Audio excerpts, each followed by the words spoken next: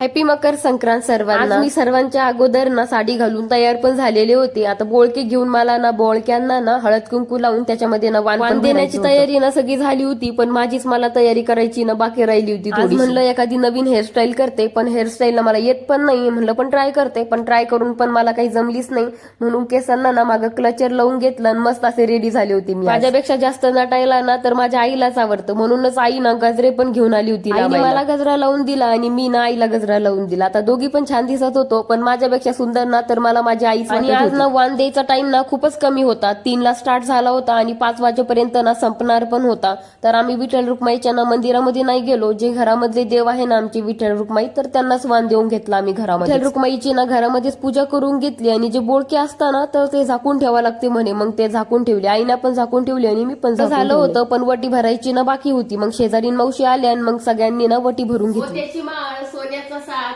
अनिल रावांचं नाव घेते, संक्रांत आहे आज। साडी घालते फॅशनची, साडी घालते फॅशनची, पदर घेते साधा, किशोरराव माझे कृष्ण मी त्यांची राधा।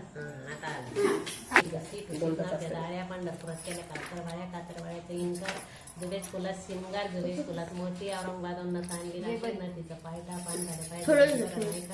पानथाड्या पाय जुडे केल्या, खुशीनं वर गुजरे केल्या, निशीनं वर गुजरे पाय दिसतो सुना, इंद्रावून छड्या आणल्या पुन्हा, मामा गेले सोलापूरला, सोलापूरला गंगारामचं नाव घेते, सभा झाली दर।